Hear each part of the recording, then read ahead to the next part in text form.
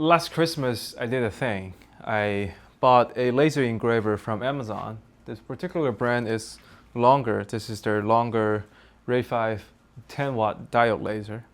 And I have a lot of fun on this laser. And almost immediately, I fell in love with it a lot more than my CNC machine. I think very quickly I started to outgrow the machine. I wanted to do acrylic, which diode laser has a lot of trouble doing. I wanted to cut thicker materials, which a 10-watt diode laser is going to have some trouble with. And I wanted to do larger pieces, larger than this, 16 by 16 work area that can afford. So eventually, because I'm Chinese and I have a country of resource behind me, I have access to the motherland, so to speak. So I started looking at Alibaba for some machines that can buy straight from the factory, because believe it or not, every machine, almost all the machines, laser machines, are produced in China. And so I did find some, and I finally pulled the trigger to get one, which is here. Now, I'm having a lot of fun with it, and I documented the entire process of me unboxing it getting here on the crate, uncrating, setting it up. So if you want to know if buying a laser engraver from Alibaba in 2024 is still worth it, this is the video for you. Enjoy. All right, so I finally got in the mail today. Took quite a bit of time, a couple months.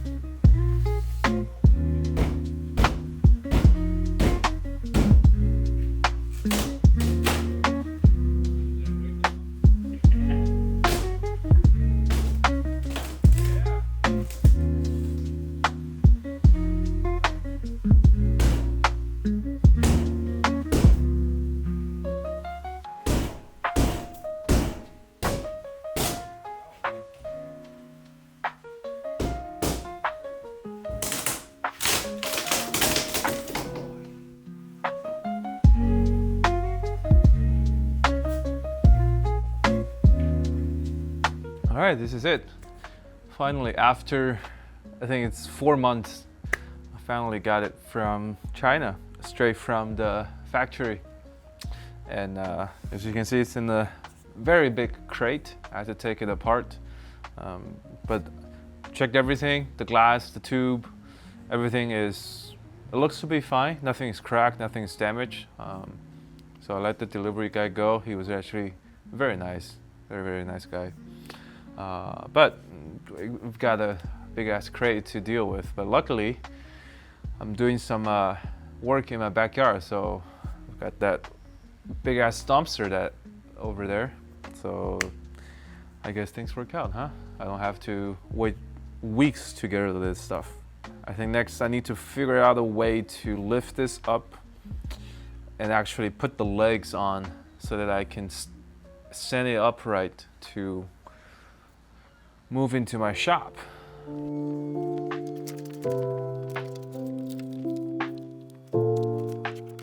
Okay, I'm standing the machine on its side right now, and normally this is not a very good practice, but I don't have any other choices, I guess.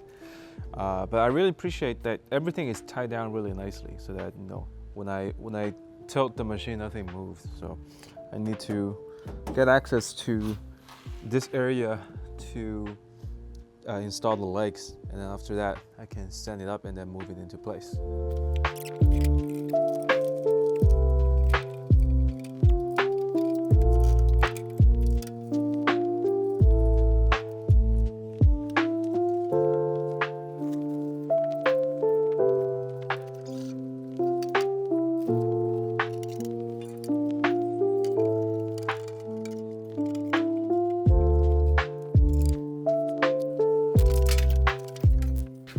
All right, so here it is in all its glory. So let's open it up.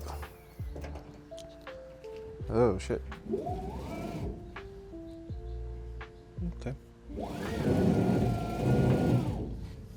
right, so this is a 60-watt laser, and with drag chain,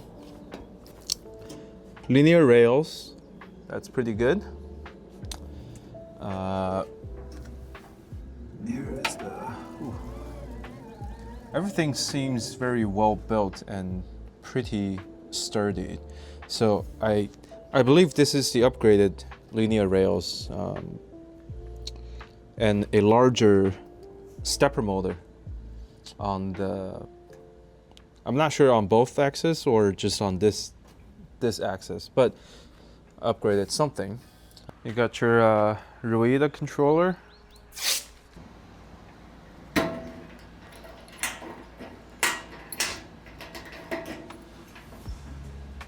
This is a laser tube. From my understanding, there should be 3 mirrors in here. So there's one. So I think the other 2 mirrors are over there. So this is a 60-watt laser. You can read here. Model 2200 CL. Peak power 70 watts. Rated power 60 watts.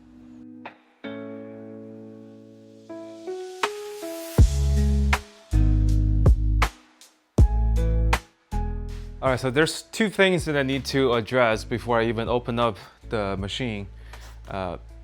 One is temperature control, which is cooling, and another one is exhaust, so ventilation. Cooling is going to be handled by this water chiller.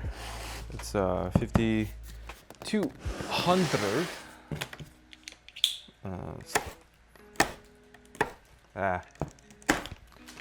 So let's open it up.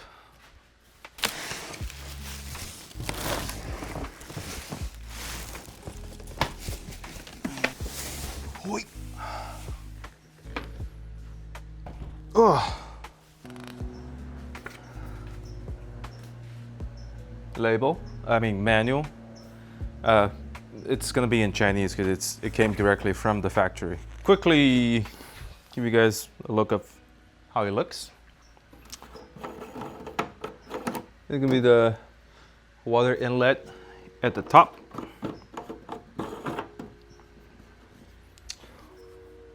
Control panel, I guess. Blah blah blah. And then turn it around. Level gauge. Oh, this is a plastic tube. Level gauge. Alarm outlet.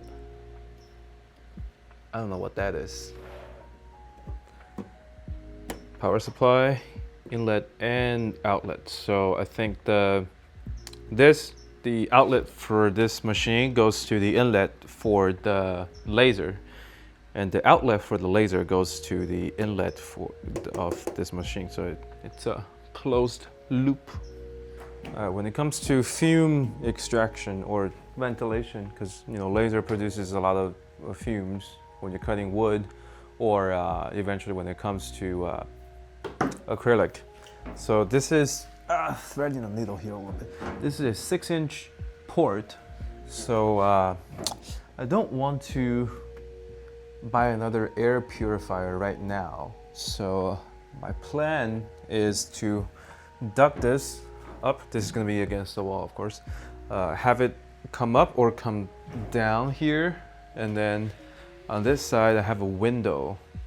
This window, I can get one of those things like this. I can put my vent hose onto. All right, I need purified water. So this is our drinking water.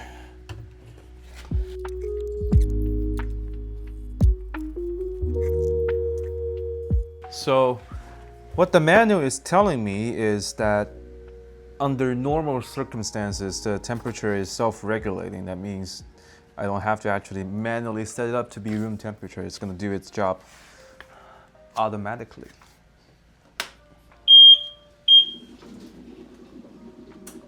All right. And here's the air assist. Here's the pump for it. I guess that's not for that. Oh, it's quite beefy. So I plugged it in. I just put it right here. It doesn't seem to be vibrating a lot, which is a lot better than the air assist that I used to have. And it just turns on by itself, and you can feel the air. All right, everything is connected. I got my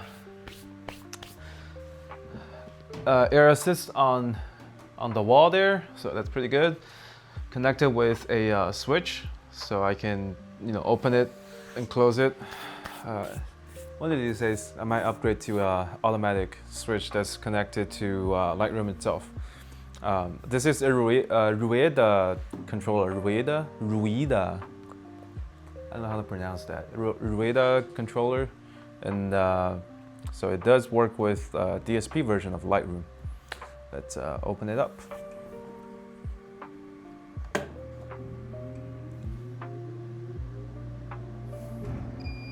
I hear something. So that seems to be the 0 position for this machine.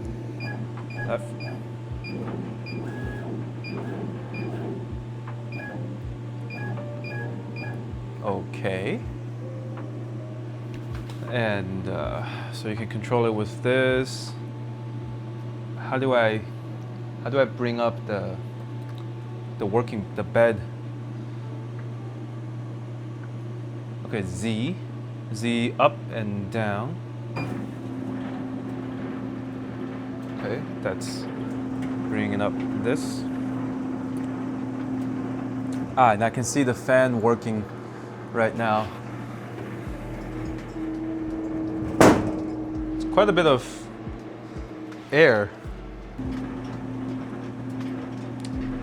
All right, that is up. I used to have just a G-code version because the old machine is based on that. So the whole thing is 120, but the license key. But since I already have the G-code version, I only have to pay $60 for the upgrade, which is here. And now my thing is processing. All right, so yesterday I found out that they only supplied an actual Ethernet cable with the machine, and my laptop takes USB-C. So I went ahead and bought a USB-C converter for a adapter for the Ethernet. Let me plug this in. I finally got it to work, and apparently the Rueda controller doesn't like Mac, so I can't get it to work on my iOS system. So what I ended up doing is I had to install Windows with Boot Camp on my MacBook here, and so I spent a couple of hours doing just that. Now it's finally up and running, so that way I can actually show you guys. So now I can control it with my laptop. All right, I can set, let's move it 1 centimeter at a time. Yep. Okay. There we go. Very nice. I just want to do something very simple. I just want to start from current position. Let's do Hello World. Hello World. So it did fire, and I think it did pretty good. This is at 25% power. I think it's safe to say that, well, at least the laser works. I'm gonna do maybe 20%, and let's see how much time that's gonna take. So it's about 2 2.5 minutes. I want to see some settings. So bidirectional fill, line interval 0.1 looks good. I do not want crosshatch, do I? No, I don't want to.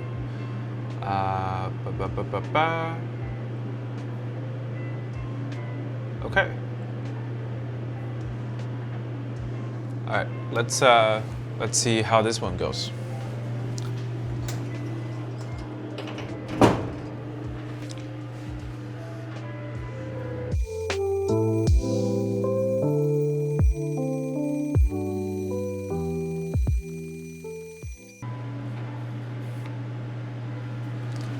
It's pretty good. I forgot to turn on air assist. That's what the burns are. I'll try that tomorrow. But this is looking promising. Now it's actually 2 days later after I battled a very clogged canister filter, but I've got my window vent set up, so that's been running. I'm running a material test right now. If you didn't know, Lightburn has a native material test function now, so you don't have to come up and draw your own little squares. So I'm doing it on a very thin sheet of plywood. So my goal is to have a material test on wood, a plywood, and maybe a type of hardwood, maybe maple, and then on slate, so stones, and then also on leathers. And then eventually, once I get the rotary set up, I need to run a material test for that on the stainless steel and powder coated tumblers. So that's the plan. I think I need to set up the rotary very soon because I already have a customer asking about those stainless cups. So yeah, that needs to be done very quickly. Hopefully by tomorrow I'll have the rotary set up. But let's wait until this finishes and see how it did. Okay, so it's done. Voila. As you can see, okay, pretty good. I think that's a pretty good indication of what I wanted to do so far. The power, you can see when it's cutting through, when it's not cutting through, and just engraving, and how deep it goes. So my next order is 2 hats for Father's Day. It's from a full-time mom. She wants call me mommy, call me daddy, and so I'm testing out different fonts so that she can choose from. Just cut it out on the laser, just a test cut. Eventually this will be done on a sheet of leatherette, and this is the leatherette that I want to try out. So I have a jig loaded up in the machine, and let me test what kind of engraving settings that I need. And it's working out pretty well. Call me daddy. 200 millimeters per second at 20% power, which is pretty good. The whole patch took about, I think, a minute and a half, which is pretty fast. I think I can get away with going a little bit faster and turning down the power even a little bit more next time. So up until now, I've run the machine through some initial cuts to verify, yes, it still works and it's working pretty well.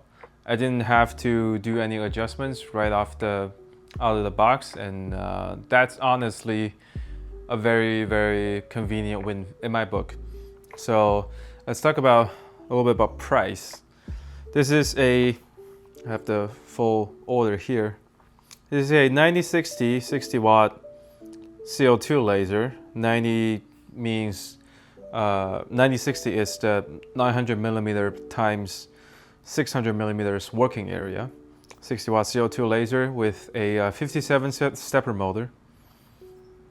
And the cost for that is $1,300.10. So, as well as a chuck rotary. That's a 3-jaw rotary that I haven't opened yet. That costs $120. And I upgraded the machine with autofocus, an additional $113. And I also have the CW5200 water chiller, which is $240. And the shipping cost is $500 and $578, which brings the total to $2361. Now, let's say I'm buying a machine like this from a domestic brand, say Omtech, right? Not even Thunder or Epilogue. Let's start with Omtech, right? So the closest I can find that's comparable is either a autofocus 24 by 35 working area. That's the equivalent of 900 by 600 millimeters. So a autofocus 24 by 35, but it's an 80 watt laser, CO2 laser. It's gonna cost $46.99. And another one that's comparable is an autofocus 20 by 28 working area. So AF 2028 60 watt laser, that's gonna run $31.99. Let's see how much. So those are with autofocus already upgraded. A 3-jaw rotary from Omtech is gonna cost you about $2.99. The water chiller is gonna cost $549. So if you add that all up, let's start with the $3,000 model, right? So that's $31.99 plus $2.99 plus what was it? $549. That's gonna cost you about $4,000 to get this. Omtech has free shipping, so I guess that's a plus. You don't have to pay additional shipping. So overall, you're looking at, one side is $2,300, and if you buy it domestically from Omtech, is around $4,000. So it's quite a bit of saving. There is some drawback and downside to that too. I waited this machine for, I think, at least 4 months. I purchased it around January, just before February, I think.